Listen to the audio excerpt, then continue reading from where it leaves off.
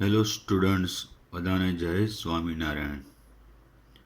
સહજાનંદ વિદ્યાલય તરફથી ચાલતા રસાયણ વિજ્ઞાનના ઓનલાઈન શિક્ષણમાં આપણે અત્યારે હાલ ચેપ્ટર નંબર 4નો અભ્યાસ ચાલે છે. બરાબર મિત્રો?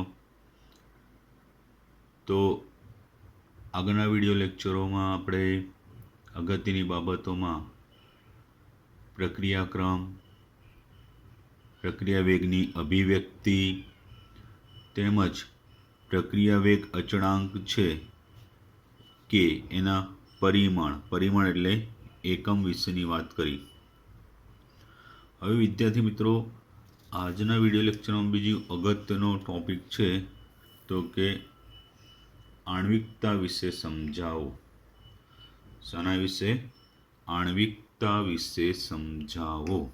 It's very important topic, so I have written here most IMP.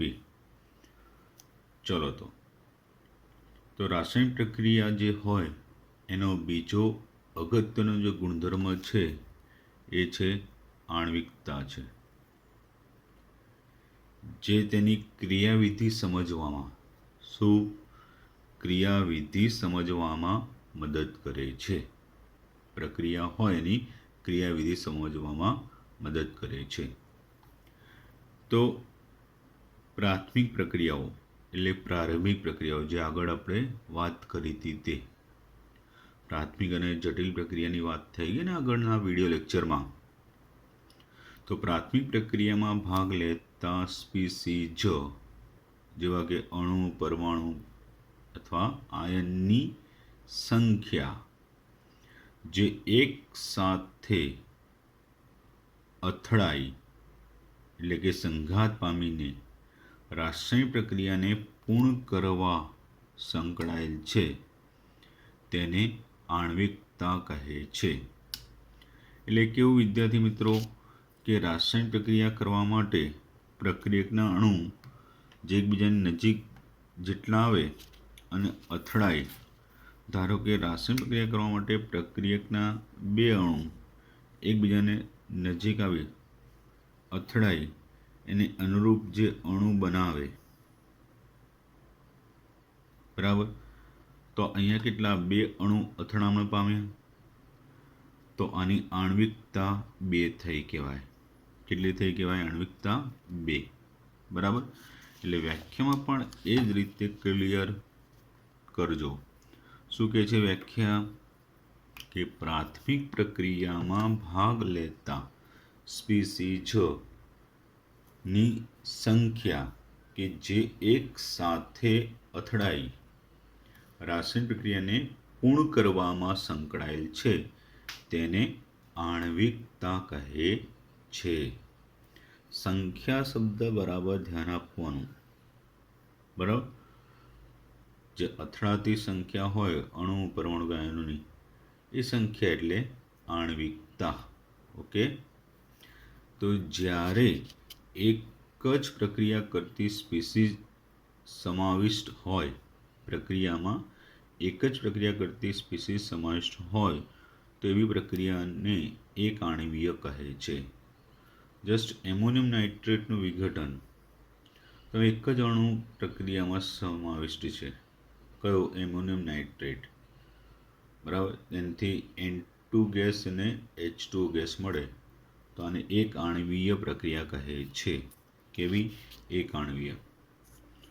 દ્વિઆણ્વીય પ્રક્રિયાઓમાં બે સ્પીસીઝ વચ્ચે એક સાથે સંઘાત સમાવિષ્ટ છે. એટલે એમાં બે સ્પીસીઝ એકબીજા સાથે અથડાઈ પ્રક્રિયા પૂર્ણ કરે તો એને દ્વિઆણ્વીય કહેવાય.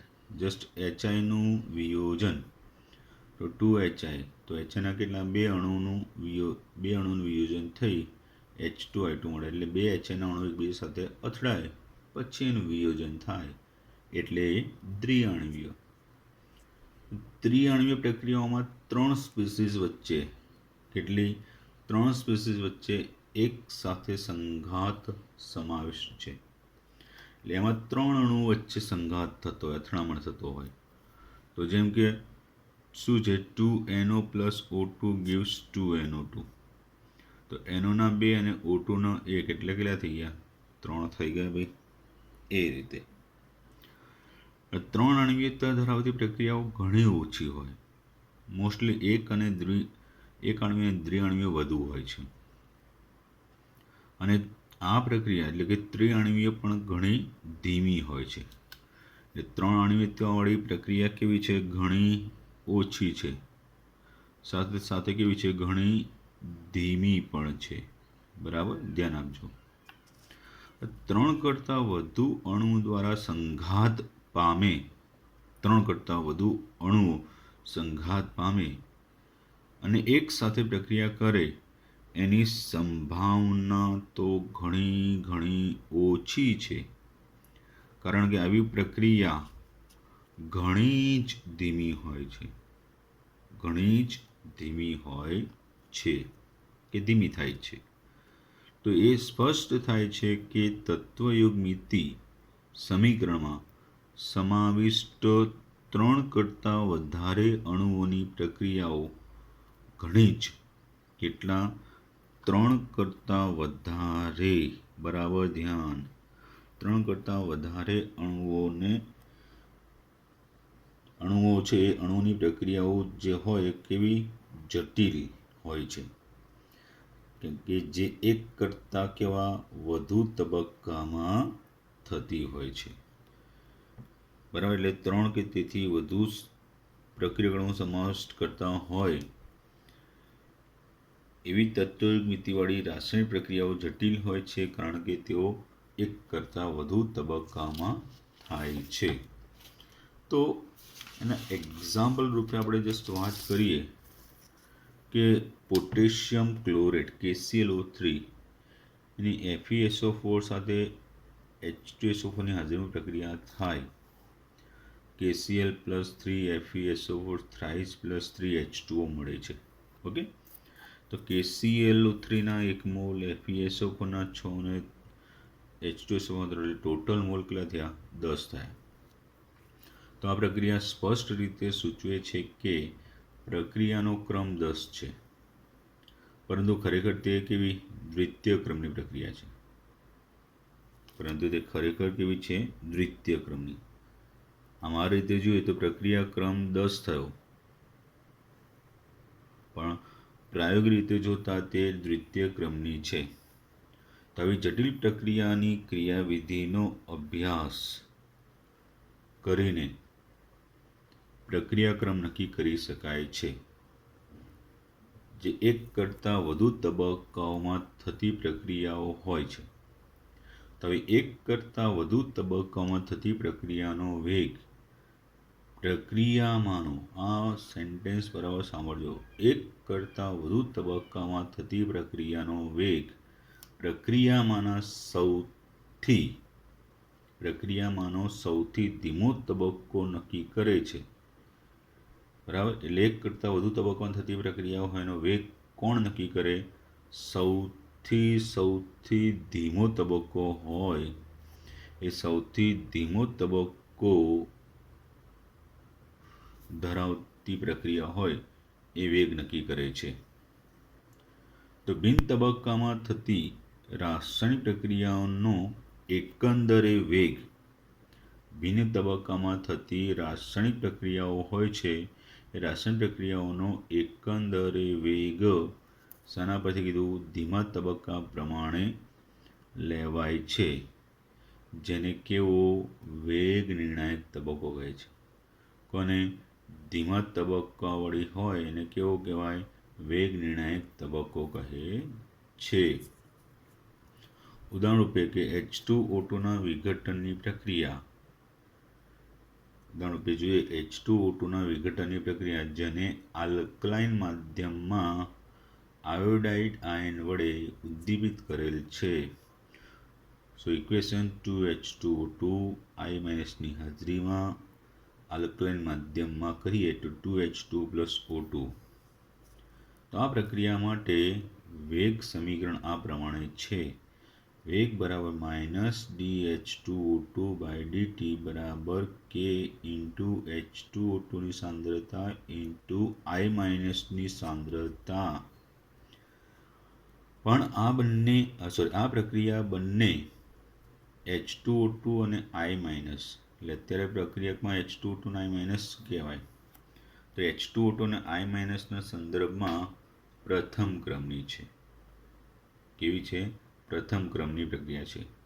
તો પુરાવાઓ એવું સૂચવે છે કે પ્રક્રિયા 2 તબક્કામાં થાય છે. પ્રાયોગિક પુરાવો સૂચવે છે કે એ 2 તબક્કામાં થાય છે. પહેલો તબક્કો છે કે H2O2નું I- સાથે પ્રક્રિયા થઈ H2O અને IO- મધ્યવર્તી બને. એ IO- મધ્યવર્તી ફરીથી H2O2 સાથે પ્રક્રિયા કરી H2O અને I- પાછો આપે અને O2 મુક્ત કરે. તો બંને તબક્કા દ્વિઆણ્વીય છે. બંનેમાં બે બે અણુ છે, એટલે દ્વિઆણ્વીય પ્રાથમિક પ્રક્રિયાઓ છે. IO- સ્પીસીસને શું કહેવાય છે? મધ્યવર્તી. કારણ કે તે પ્રક્રિયા દરમિયાન બને છે, પરંતુ એકંદરે પ્રક્રિયાના સંતુલિત સમીકરણમાં તે જોવા મળતો નથી. કે પછી એ બીજી પ્રક્રિયામાં વપરાઈ પણ જાય છે. એકંદરે એટલે કુલ પ્રક્રિયા. બરાબર, એ સમજી લેજો. તો એકંદરે એટલે કે કુલ પ્રક્રિયામાં સંતુલિત સમીકરણ જોવા મળતો નથી. તો પ્રથમ તબક્કો અહીંયા ધીમો છે. આ પ્રથમ તબક્કો કેવો છે? ધીમો. અને આ ઝડપી છે. તો પ્રથમ તબક્કો ધીમો હોવાને કારણે વેગ નિર્ણાયક તબક્કો છે. આમ મધ્યવર્તીની રચના, એટલે મધ્યવર્તી બને ને IO- એમાં મધ્યવર્તીની રચના કે બનાવટનો વેગ, એટલે જે પહેલી પ્રક્રિયા છે એ ધીમી હતી અને એમાં મધ્યવર્તી બને છે, એટલે મધ્યવર્તીની રચનાની પ્રક્રિયાનો વેગ, આ પ્રક્રિયાનો શું કહેવાય? વેગ નિર્ધારિત એટલે નક્કી કરે છે. એટલે વેગ નિર્ણાયક તબક્કો થયો. કયો? પહેલો તબક્કો ધીમો છે અને એમાં IO- બને છે. એટલે અહીંયા એવું કહે છે કે IO- બનવાનો જે વેગ છે એ પ્રક્રિયાનો વેગ નિર્ધારિત કરે છે. એટલે વેગ નિર્ણાયક તબક્કો થયો. ધીમા તબક્કાનો પ્રક્રિયાક્રમ એ પ્રક્રિયાની શું કહેવાય? આખી પ્રક્રિયાની આણ્વીયતા કહેવાય. તો આ સમજૂતી પરથી તારવી શકાય. તો 3 પોઈન્ટ જે ભણીશું એ ત્રણેય વચ્ચેના ડિફરન્સ, બંને વચ્ચેનો આણ્વીયતા અને પ્રક્રિયાક્રમ વચ્ચેનો ડિફરન્સ પણ કહેવાય, તફાવત, જે બોર્ડની પરીક્ષામાં અનેક વાર પૂછાઈ ગયો છે. તો પહેલું કહીશું કે પ્રક્રિયાનો ક્રમ પ્રાયોગિક રાશિ છે. પ્રક્રિયાક્રમ કેવી છે? પ્રાયોગિક રાશિ. તે શૂન્ય અથવા અપૂર્ણાંક હોઈ શકે છે, જે આપણે આગળ જોઈ ગયા હતા. પણ આણ્વિકતા શૂન્ય કે અપૂર્ણાંક ન હોય. આણ્વિકતા શૂન્ય કે અપૂર્ણાંક ન હોય. ને આણ્વિકતા એ કેવી છે? સૈદ્ધાંતિક છે. કેવું છે? સૈદ્ધાંતિક છે. એ પ્રાયોગિક નથી. ચલો પછી પ્રક્રિયાક્રમ પ્રાથમિક તથા જટિલ પ્રક્રિયાઓને લાગુ પાડી શકાય છે. બરાબર, એટલે બંને પ્રકારની પ્રક્રિયાને લાગુ પડે, પ્રાથમિક અને જટિલ. કોણ? પ્રક્રિયાક્રમ. જ્યારે આણ્વિકતા માત્ર પ્રાથમિક પ્રક્રિયાને જ લાગુ પડે છે. જટિલ પ્રક્રિયાઓ માટે એનો કોઈ અર્થ રહેતો નથી. એટલે આણ્વિકતા પ્રાથમિક પ્રક્રિયા માટે જ લાગુ પાડી શકાય, જટિલ પ્રક્રિયા માટે નક્કી કરી શકાતી નથી. તો હવે એના માટે શું? તો જટિલ પ્રક્રિયા માટેનો ક્રમ સૌથી ધીમા તબક્કા વડે દર્શાવાય છે, અને ધીમા તબક્કાની આણ્વિકતા એકંદરે પ્રક્રિયાક્રમ જેટલી હોય છે. બરાબર, એટલે ધીમો તબક્કો હોય જટિલ પ્રક્રિયામાં, એનો જેટલો પ્રક્રિયાક્રમ હોય એટલી જ એની શું કહેવાય? આણ્વિકતા.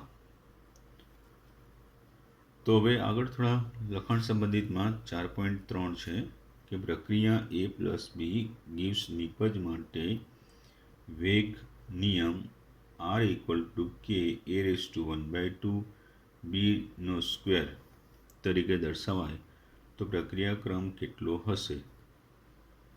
તો કે વેગ બરાબર કે એ રેસ ટુ 1/2 બીનો સ્ક્વેર તો એક્સ પ્લસ વાય મુજબ 1/2 પ્લસ 2 એટલે 1+4/2 એટલે 5/2 એટલે 2.5 એટલે એકંદર પ્રક્રિયાક્રમ 2.5 થયો.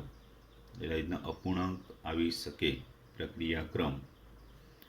ચલો, એક્સ અણુઓનું વાયમાં પરિવર્તન ગતિકીનો બીજો ક્રમ અનુસરે છે. એટલે આનો કહેવાનો મિનિંગ કે એક્સ અણુ વાયમાં રૂપાંતર થાય છે એ પ્રક્રિયા દ્વિતીય ક્રમની છે. બરાબર. તો એક્સની સાંદ્રતા 3 ગણી વધારવામાં આવે તો વાયના નિર્માણમાં કેવી રીતે અસર કરશે? એટલે પ્રક્રિયા વેગ. તો જસ્ટ પ્રક્રિયા એક્સ gives વાય અને એનો ક્રમ 2. સો પ્રારંભિક વેગ r1 ઇક્વલ ટુ શું આવશે? આ પ્લસની નિશાની છે, સમજી લેજો જરા. કે એક્સનો સ્ક્વેર, એક્સ પ્રક્રિયક છે ને વેગ નિયમ પ્રમાણે.